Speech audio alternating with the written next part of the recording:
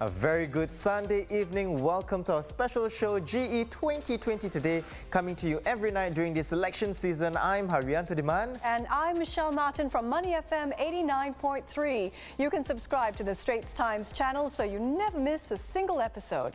Now this just in, the Workers' Party candidate Ms Raeesah Khan has apologised for comments she made online on race and religion after two police reports were lodged. My intention was never to cause any social division, but to raise awareness to minority concerns. I apologize to any racial group or community who have been hurt by my comments. My remarks were insensitive, and I regret making them. I feel really passionate about minority issues regardless of race, and in my passion I made improper remarks, and I have to be accountable for them. I will fully cooperate in any police investigations. Ms Raeesah added that she will cooperate fully with police investigations. According to a police statement, she allegedly commented that Singapore law enforcement authorities discriminated against citizens and that compared with other groups, rich Chinese and white people were treated differently under the law. In another post, she allegedly wrote that Singapore jailed minorities mercilessly and that authorities harassed mosque leaders but let corrupt church leaders free. In a hastily called media conference at 9 p.m. earlier, Workers' Party Chief Pritam Singh said that Ms Raeesah will continue with the campaign. She's very vested into what the issue is the resident is facing and what help that person needs.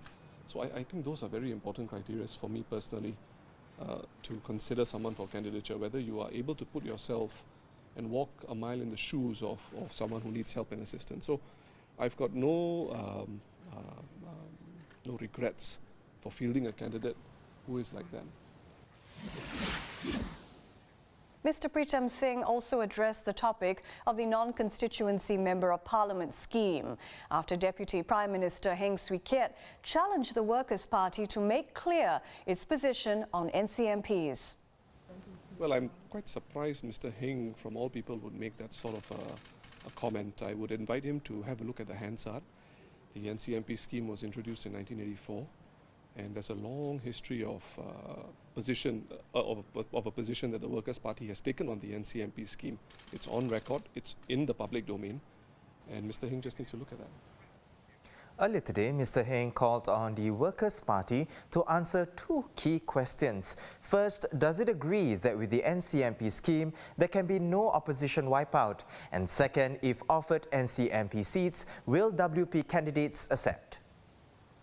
The Workers' Party has refused to say whether they will accept NCMP seats in the next parliament. They are playing games with voters. Voters are entitled to know what Workers' Party stand is. They should not be made to think that the Workers' Party will refuse NCMP seats. The opposition risks extinction and so vote for them. Then after the elections, the Workers' Party takes up NCMP seats that they are offered, and in this way, they can have their cake and eat it. Mr. Heng went on to say that, quote, at least Dr. Tan Cheng Bock of PSP has been upfront. He has declared that he will not accept an NCMP seat if offered one.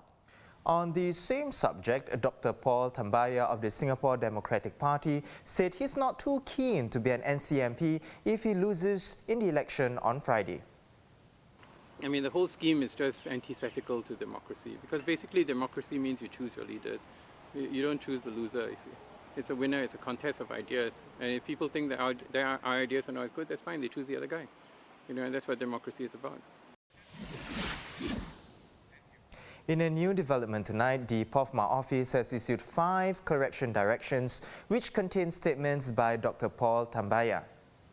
The POFMA office is seeking clarifications on falsehoods made by Dr. Tambaya that were published by the National University of Singapore Society, the Online Citizen Asia, CNA and New Narrative over the Manpower Ministry's advisory on the testing of migrant workers. COVID-19 is a key issue in this general election, with opposition parties laying into the PAP over its handling of the crisis. The ruling party has responded to criticism, arguing that its response to the pandemic has helped to safeguard lives and jobs. The topic was a focus of tonight's constituency political broadcast.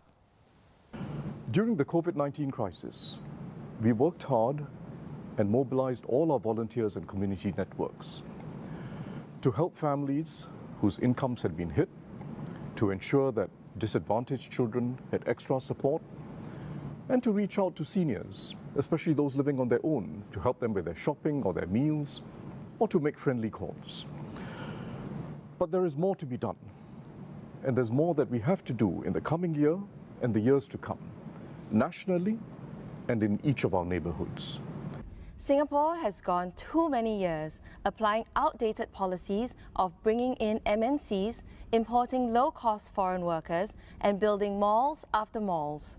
These are external fixes, plasters, which suppress the search for deeper and better solutions. COVID-19 has shone a spotlight on the need for transparency and accountability of government decisions. RDU will call for more information on why certain decisions have been made.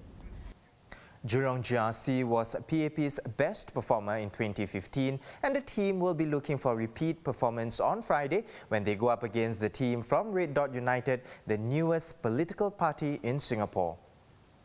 Over in McPherson, it's a race between two-term MP, the PAP's Tin Pei Ling, and Mr. Goh Meng Seng of the People's Power Party.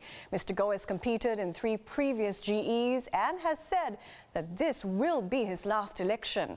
In tonight's broadcast, both candidates appealed to voters on 2 key issues. I look forward to a Singapore in which we are able to protect our people, a Singapore where our elderly will look forward to each new dawn, where our families feel safe and secure, and when our children look forward to the future with great eager and enthusiasm. At McPherson, we care, I care. When we are talking about defending Singaporeans' interests, jobs are the top priorities. The liberal foreign talent policies has made companies unwilling to hire and groom our local workforce. They would rather employ foreign workers who are cheaper whenever possible. In an e-rally for Marymount SMC, PAP candidate Ms Gan Xiao Huang addressed the residents' most frequently asked questions. She spoke about the reasons for Mrs Josephine Teo's departure and how she can contribute to the constituency as a new MP if elected. I love Mrs. Josephine Teo as well. She's like a mentor to me. Since last year, I've been walking the ground with Mrs. Josephine Teo, and through her lens, I've learned several things, one of which is perseverance and true care for our residents. Ms Gan said her 20-year experience in the Singapore Air Force has equipped her with the skills to lead the community. She is contesting against Progress Singapore Party's Dr. Ang Yong Guan. The PSP also held an e-rally tonight for Choa Chu Kang GRC and Hong Kong North and Marymount SMCs. There was plenty of action on the campaign trail today, with candidates trying to cover as much ground as possible. Multimedia journalist Kimberly Zhao has the highlights from today's action.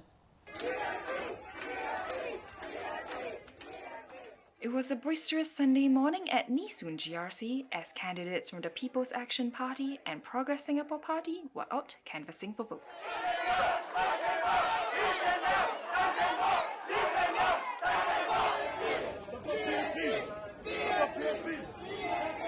Retiring MP Lee Bee-wah, who will be replaced by newcomer Carrie Tan, was at Yishun Ring Road where she bade farewell to residents.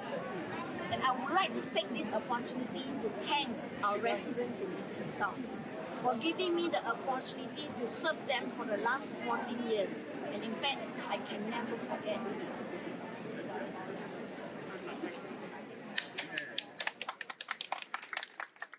Also lending support to their Nee Soon GRC candidates were Progress Singapore Party's Dr. Tan Cheng Bok and Mr. Lee Hsien Yang. As expected, Sunday's campaigning saw political bigwigs joining candidates for a second day for weekend walkabouts.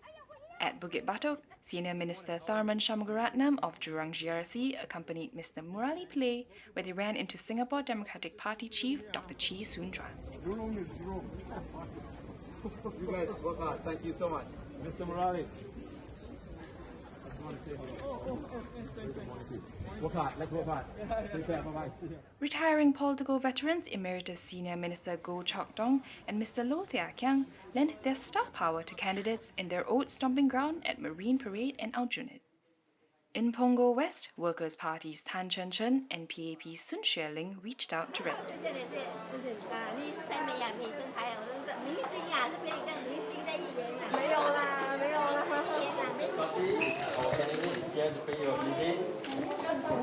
The hustings are not likely to let up as candidates are expected to ramp up their efforts for the remaining 3 days before cooling off day.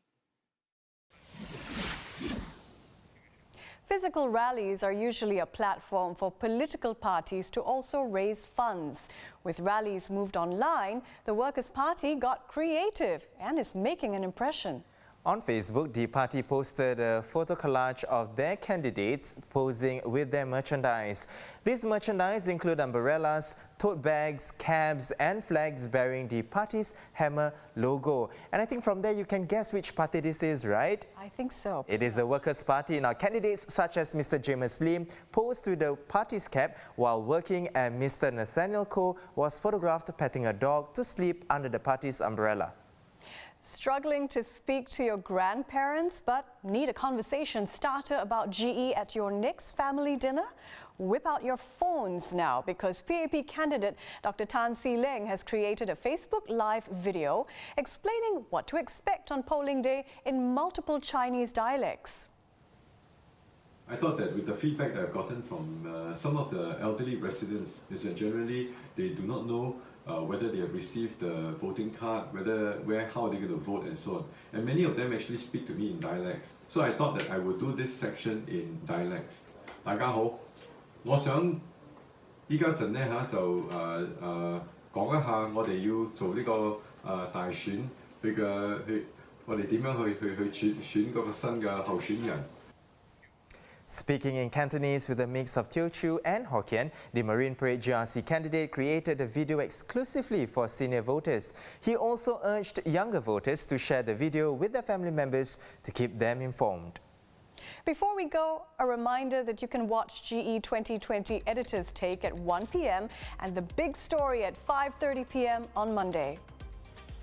You can also follow ST's full coverage of Singapore GE2020 on our microsite and get the latest happenings on the ground on our live blog. Our blog has real-time updates about the general election, including special reports, analysis and videos. Once again, I'm Haryanto Diman. And I'm Michelle Martin from Money FM 89.3. Join us again for more election highlights tomorrow at 10 p.m.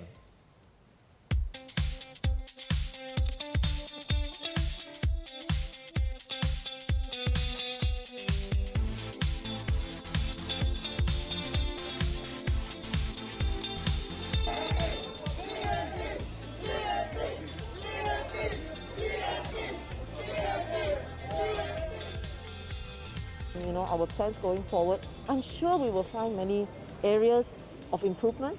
I'm sure we will find many valuable lessons learned. And that is the attitude that all of us bring to the table.